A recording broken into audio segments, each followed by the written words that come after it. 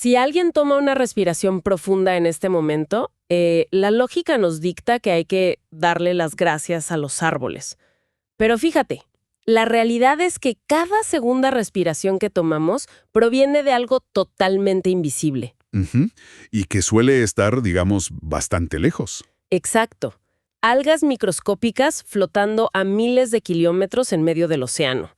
Y bueno, ese es el nivel de maquinaria invisible que opera todo el tiempo a nuestro alrededor. Es fascinante, porque al revisar los documentos, los artículos y las notas para la inmersión profunda de hoy, surge un concepto central que te cambia la perspectiva por completo. Sí, totalmente.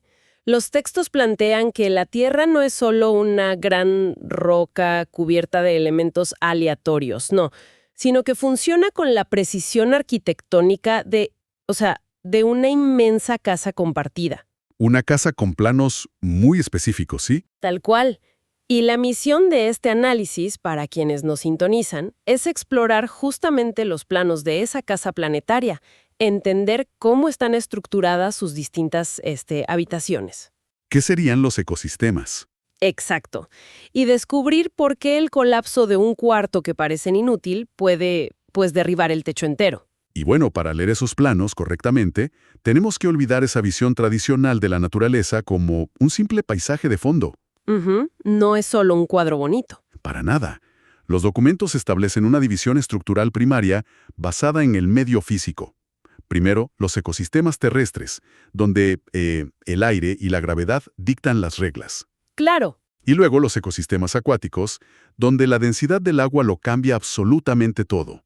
O sea, no es simplemente una lista de lugares donde viven los animalitos. Exactamente. Se trata de entender cómo la biología resuelve problemas de ingeniería fundamentales en cada una de estas habitaciones. El equilibrio global no es una coincidencia, fíjate. Es el resultado de miles de millones de años de, digamos, prueba y error estructural. Ya. Y ya que los seres humanos habitamos sobre suelo firme, pues tiene sentido empezar abriendo la puerta de los ecosistemas terrestres. ¿Me parece lógico?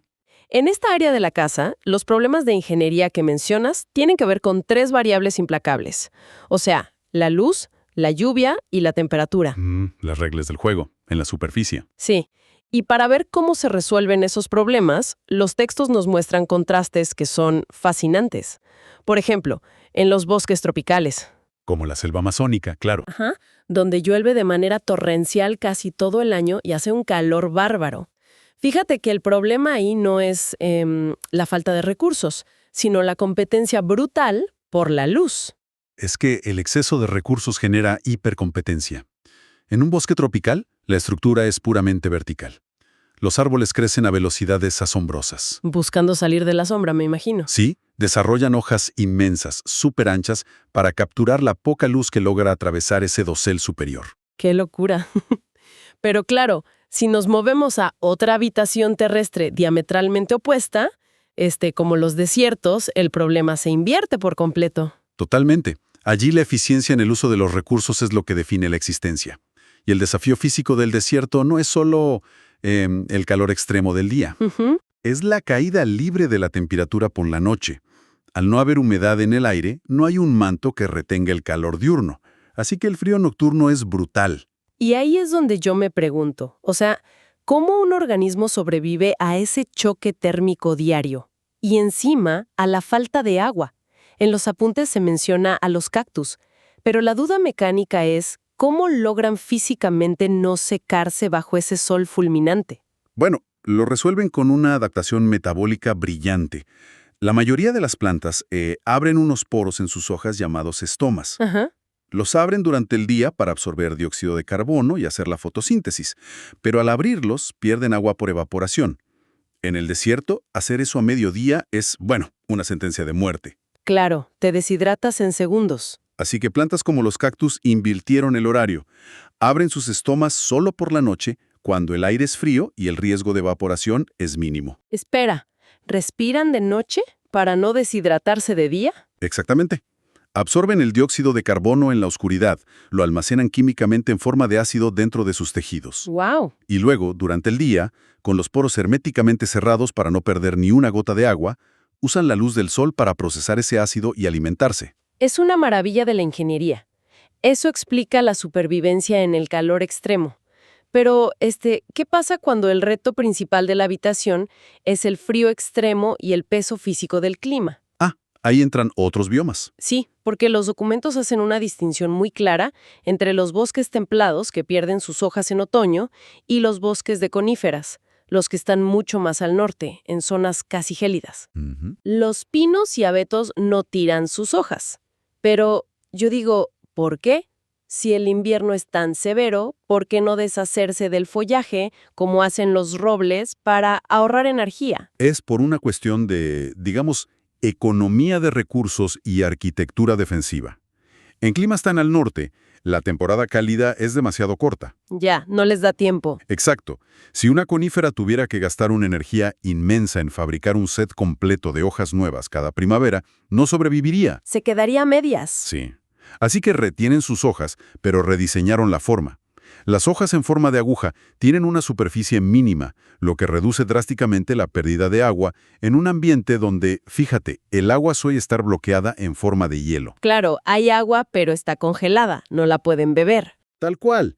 Además están recubiertas de una cera gruesa, una cutícula que actúa como aislante térmico, y a nivel estructural, la forma cónica del árbol y sus ramas flexibles permiten que la nieve pesada se deslice hacia abajo en lugar de acumularse. Y literalmente están diseñados como techos de dos aguas para avalanchas, Esa es la analogía perfecta. para no partirse. Es fascinante.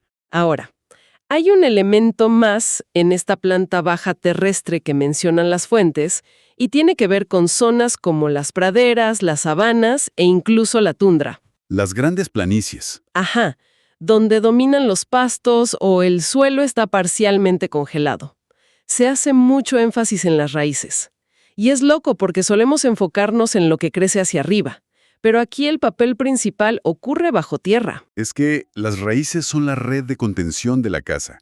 En lugares como las praderas, donde no hay grandes árboles para frenar el viento, o en áreas propensas a lluvias torrenciales, una capa gruesa de suelo suelto sería barrida en cuestión de meses. Se lavaría por completo. Sí, desaparece.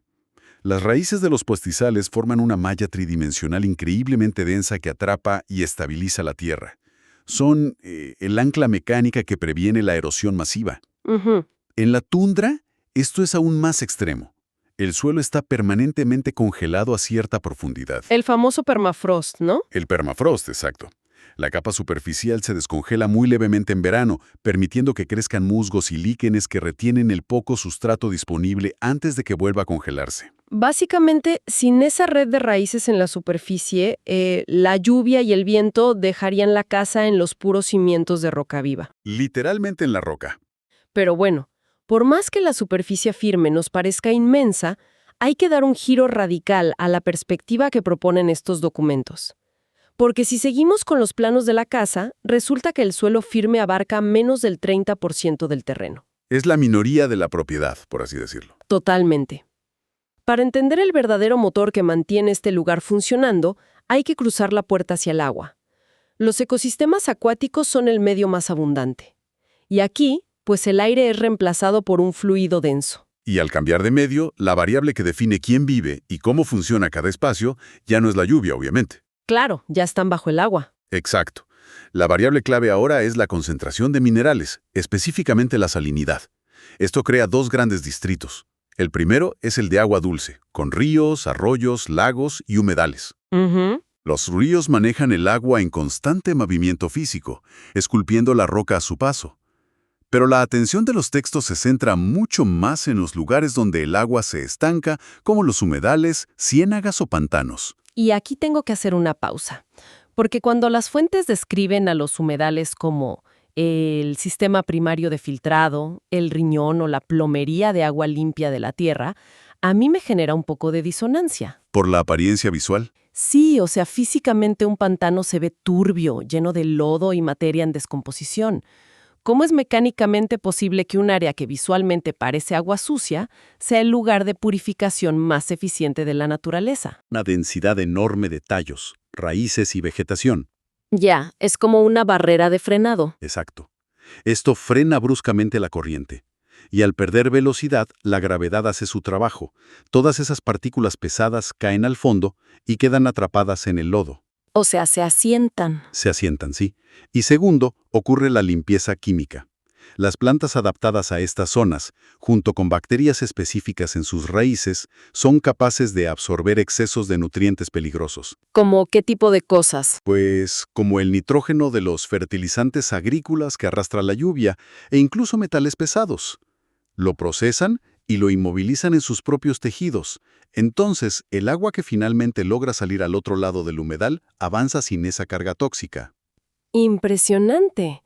Básicamente es un decantador industrial y una planta de tratamiento química funcionando a base de biología. Esa es la definición exacta. ¡Qué locura! Y esa agua limpia eventualmente termina en el segundo distrito, el de agua salada. Los océanos, mares y estuarios que cubren la inmensa mayoría del planeta. El tanque de reserva principal de la casa. Sí, y aquí el material fuente resalta un mecanismo que solemos pasar por alto. Se menciona al océano no solo como una reserva gigante, sino como el regulador climático de la casa, un termostato gigantesco. Pero a ver, ¿cómo regula físicamente la temperatura un cuerpo de agua? Esto se debe a una propiedad física del agua llamada capacidad calorífica. El agua requiere una cantidad monumental de energía para subir su temperatura y además la pierde muy lentamente. Ok. Piensa en el sol inclemente golpeando el planeta día tras día. Si la Tierra fuera mayormente roca sólida, las variaciones de temperatura entre el día y la noche, o entre estaciones, serían extremas y fatales para la vida, porque la roca se calienta y se enfría rapidísimo. Claro, como pasa en el desierto, que de noche te congelas. Exacto. Pero el inmenso volumen del océano absorbe la mayor parte de esa radiación solar casi sin cambiar su temperatura superficial. Y luego, las corrientes oceánicas toman ese calor absorbido en el ecuador y lo bombean lentamente hacia los polos. Como un sistema circulatorio. Tal cual, distribuyendo la energía térmica y evitando que los trópicos hiervan y los polos se congelen por completo. Es un sistema de calefacción central por circulación de líquidos a escala planetaria. ¡Wow! Y dentro de este sistema de agua salada operan estructuras de protección muy concretas. Leí la sección sobre los arrecifes de coral y me llamó mucho la atención. Son fundamentales. Sí, porque más allá de la biodiversidad y de que sean las selvas del mar, el aspecto mecánico es vital. No son solo adornos coloridos bajo el agua. Bueno, nada. Están compuestos de carbonato de calcio, que es esencialmente roca caliza que los pólipos van secretando a lo largo de los siglos. Y las fuentes indican que funcionan como muros de contención. Así es. Son estructuras tridimensionales sumamente porosas y rugosas.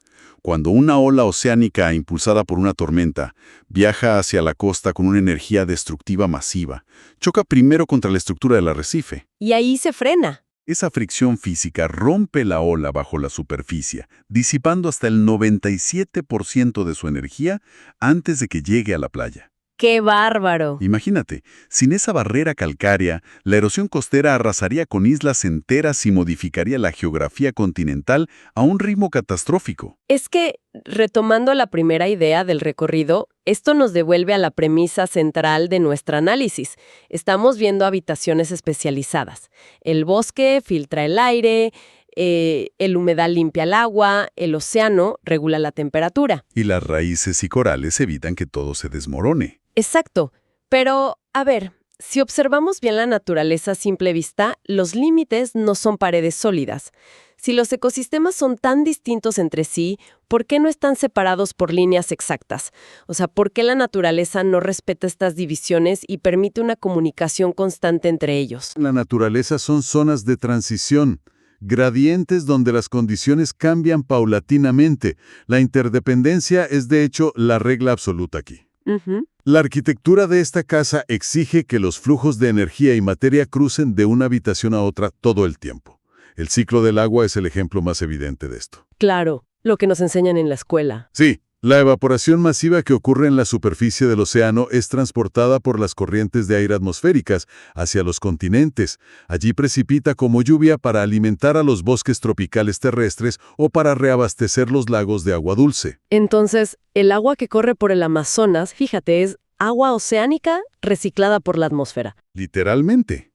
Y el aire funciona igual. El oxígeno que produce el fitoplancton en la superficie del océano o las algas en un arrecife no se queda flotando ahí, exclusivamente sobre el mar. Las corrientes de viento empujan ese aire puro hacia el interior de los continentes. Todo viaja.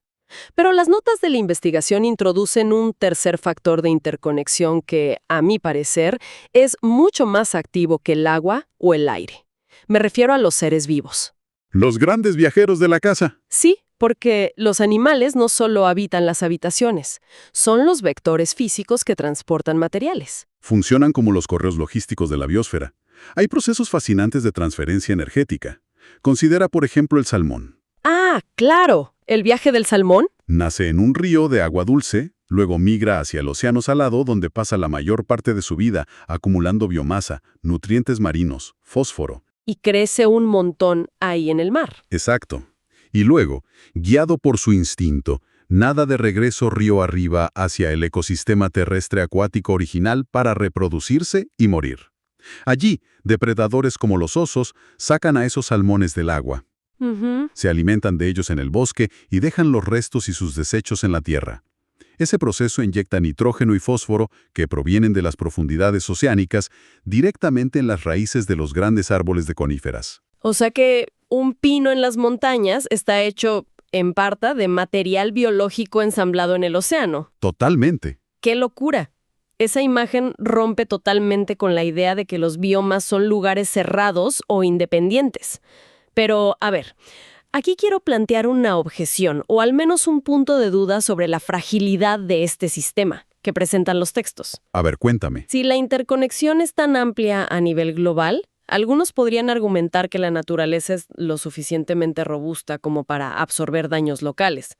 O sea, si se seca por completo un pantano remoto para construir un proyecto urbano. O si se tala una fracción de bosque a miles de kilómetros de una ciudad. Pues parecería que no afecta a la estructura mayor. La casa es demasiado grande para notar la falta de una sola habitación. Esa es la trampa perceptiva en la que caemos con mayor frecuencia. Y para abordarlo, volvamos a tu analogía arquitectónica. Si en un edificio de apartamentos alguien derriba un muro de carga en la planta baja, es probable que los inquilinos del tercer piso no sientan el colapso ese mismo día. Claro, no se cae al instante. Quizá no noten nada extraño en toda la semana, pero el muro de carga no existe de forma aislada. Distribuye el peso de toda la estructura hacia los cimientos. Al quitarlo, la tensión física y el peso se transfiere a columnas y vigas que no están diseñadas para soportar esa carga. Empieza a ceder todo lo demás. Sí, se generan grietas microscópicas, fatiga de materiales y microfracturas. Es un efecto de retroalimentación negativa que se va acumulando en silencio. Exactamente. En los ecosistemas funciona de forma idéntica. Destruir un humedal no solo significa perder un cuerpo de agua. Significa que el sistema de filtrado falla por completo. Y entonces pasan los tóxicos. Los sedimentos y toxinas que ese humedal detenía fluyen directamente hacia el mar. Al llegar al mar, enturbian el agua en la costa, bloqueando la luz solar. Sin luz solar, el fitoplancton muere y no produce oxígeno. ¡Wow! Y los corales cercanos, ahogados por el sedimento, dejan de crecer y pierden su capacidad para frenar las olas. Lo que empezó como la pavimentación de un terreno pantanoso, termina años después en la erosión acelerada de una costa lejana y la reducción del oxígeno local. Todo está conectado. No es que la naturaleza no tenga resiliencia, es que cada pieza sostiene la viabilidad de la otra. Si colapsas la red neurosa de un extremo, eventualmente la señal deja de llegar al cerebro, claro. Bueno, todo este volumen de información nos lleva a un cierre muy claro para quienes nos escuchan. ¿Así es? Si hacemos una rápida síntesis mental del mapa que trazamos con las fuentes de hoy, la complejidad es sobrecogedora pero perfectamente lógica. Por un lado, la estructura terrestre, la hipereficiencia del desierto, la adaptación al frío de las coníferas, y esa intrincada red de raíces bajo las praderas y la tundra, que aferra el suelo para que no desaparezca bajo nuestros pies. Exacto, todo en constante interacción. Y por el otro lado, tenemos ese monumental 70% acuático. Los humedales trabajando sin descanso a nivel bioquímico para purificar el agua dulce. Por decantación y absorción bacteriana. Ajá. Y la inmensidad oceánica salada operando como un termostato de alta capacidad calorífica, distribuyendo energía térmica globalmente, mientras sus estructuras de coral disipan la furia de las tormentas. Es un mapa de interdependencia obligatoria. Esto significa que cada acción cotidiana, por mundana que parezca para la gente en casa, está atada a esta inmensa red de ingeniería. Sí. La próxima vez que alguien tome un vaso de agua fresca de la llave o que sienta una brisa fría que alivia el calor sofocante del verano, pues vale la pena recordar el largo proceso que hay detrás. Hay una probabilidad altísima de que ese frescor provenga de un ciclo de evaporación impulsado en un océano, filtrado por un humedal a cientos de kilómetros y oxigenado por un bosque estacional. Es un servicio continuo que depende de que el planeta opere a su máxima capacidad. Al final, los textos nos dejan con la certeza de que la Tierra no es un escenario que habitamos pasivamente.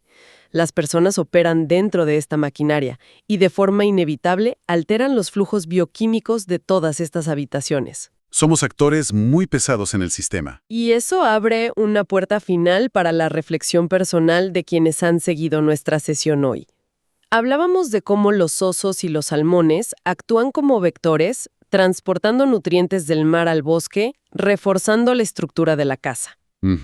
Pues los seres humanos también somos una especie migratoria con una capacidad tecnológica inigualable para cruzar fronteras ecológicas y alterar el terreno. La pregunta provocativa que queda sobre la mesa de estos textos es, al movernos entre estas habitaciones y gestionar sus recursos en nuestro día a día, ¿qué tipo de transferencia estamos haciendo? Es una gran pregunta. ¿Estamos operando como vectores que redistribuyen y fortalecen los cimientos naturales?